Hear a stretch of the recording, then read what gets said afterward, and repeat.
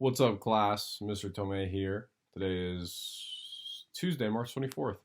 Um, we're going to pick up on this next set of notes, the video lecture notes. We're going to go talk about the barriers to entry. We're going to go from slide 9 all the way to slide 19. And that's where we're going to go today. Shouldn't be no more than about 10 minutes. A little fun side story, though, before we begin. As many of you are probably feeling the same feeling right now during this kind of shutdown, it's kind of boring and there's not a lot to do. So anyways, yesterday I stumbled on Netflix and I found this show called Tiger King. Now it's like a documentary, it's like 7 episodes, but the funny thing is it's about Joe Exotic. If you remember who Joe Exotic was, he was the individual who made that kind of ridiculous commercial with him in a tiger pen during the elections unit we had, talking about he wanted to run for president. It was kind of ridiculous. So the funny thing is, this whole documentary is wild and crazy, but also it's pretty entertaining, and it kind of pertains to our class a little bit in a weird way. It actually shows, and I didn't know this, he ended up running for governor of Oklahoma, following kind of his hype from that video that we saw in class. But you should watch it. It's pretty crazy. But anyways, getting back to class, we're going to talk about the barriers to entry today, and then we're going to go from there. Okay? So if you haven't done so already, please go to slide 9 in the business slides, and I will give you a second to get there. All right. So let's go ahead and we'll go with barriers to entry. So the barriers to entry are the existence of high startup costs or the other obstacles that prevent new competitors from easily entering an industry or area of business. Common barriers to entry include special tax benefits, patents, brand identity, customer loyalty, and or switching costs. We're going to give examples of these in the next few slides, and we'll talk a little bit more about each one. That way you're able to identify it when it comes time for a test. So let's go to slide 10. What type of barrier am I? Tomei's Taco Truck is having trouble competing with the business across the street. That company is called Taco Bell. Now, the 5 common barriers that we look at, if you go back to slide 9, include special tax benefits, patents, brand identity, customer loyalty, and switching costs. Now, if we're talking about Mr. Tomei's Taco Truck is having trouble competing with Taco Bell, it's not going to be special tax benefits. It's not really going to be patents. It's not going to, well, it could be switching costs, but there's not enough in the question for us to know. So it's either going to be brand identity or customer loyalty. More likely than not, it could be a factor of both, depending on the person. But the way I teach in this class is a matter of brand identity. Brand identity has to do with how well you know a company. If you go to slide 12, what we usually do in class, we do kind of a game and we see who can be the first one to finish it and gets points.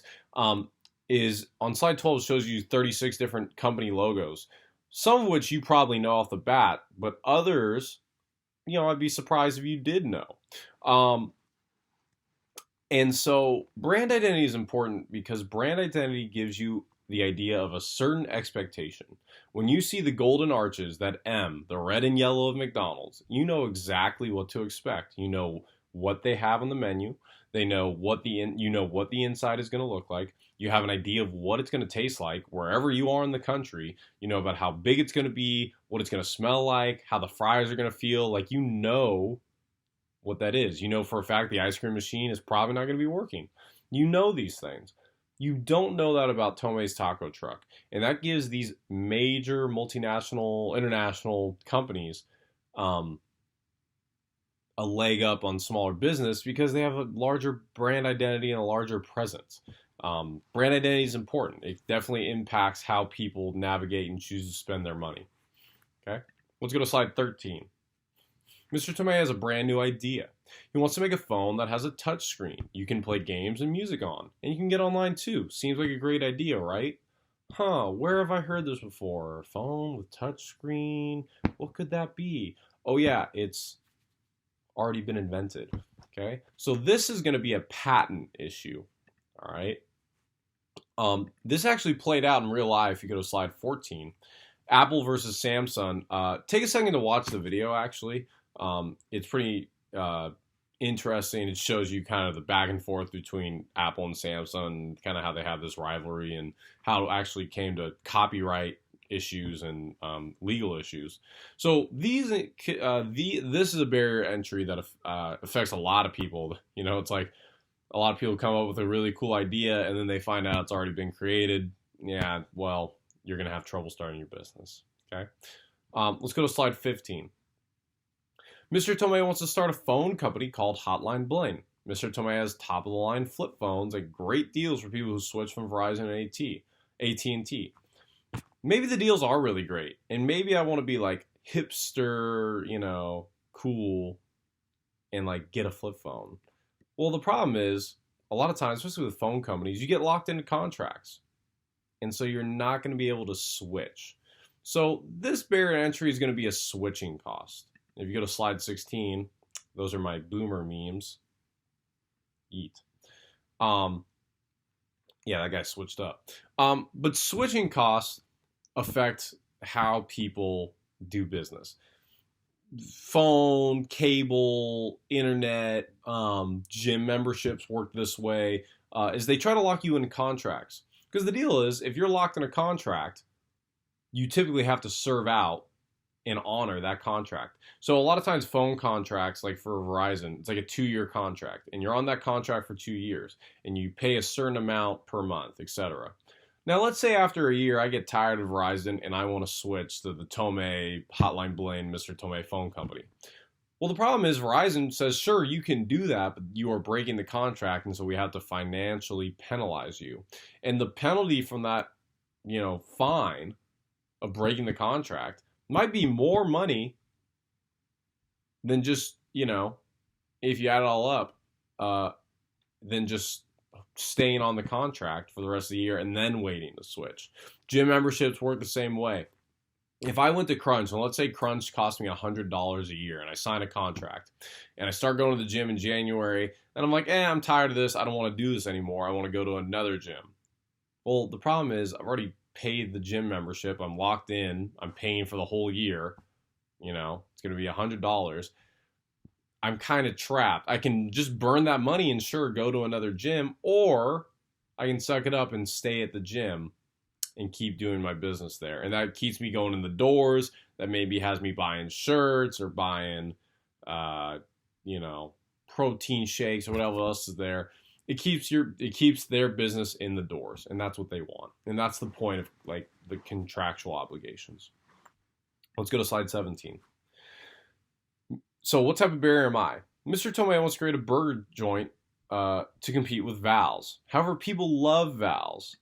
As DJ Khaled would said on slide 18, be loyal. It's customer loyalty. Val's, delicious. Probably the best burgers in Hayward. Maybe the best burgers in the East Bay. Shout out to Papa Burger with the milkshake. Val's is great. And it's great and it's well known because people are loyal to it. Maybe you aren't super loyal to Val's, but you can think of a company that you're very loyal to that even though maybe they might be more expensive than a competitor's brand, you're going to go to them because you're loyal to that company. They've done right by you. I mean, you can think of these own examples in your own life. Like, why do people go to Togo's over Subway, right? Oh, because it tastes better because da-da-da. That's all having to do with loyalty, right? Vice versa, okay? Right? Why do people go to Burger King over McDonald's, etc.? That they're pretty much equal. Price is relatively equal, but you're going to be loyal to one or the other. Maybe for whatever reason, you're going to be loyal. So customer loyalty is big. And then the last barrier to entry is number 19. Mr.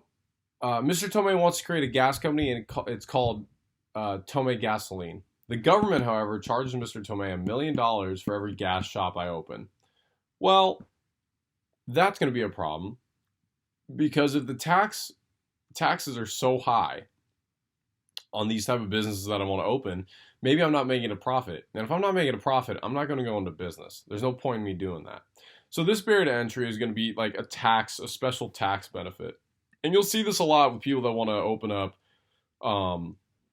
chemical companies, smoking companies, alcohol companies, maybe open up a casino, they're going to get taxed in a special type of tax that's going to affect their bottom line profit. And if it's to the point where they can't make a profit or they're not making enough, people aren't going to stay in business or they're not going to want to go into business.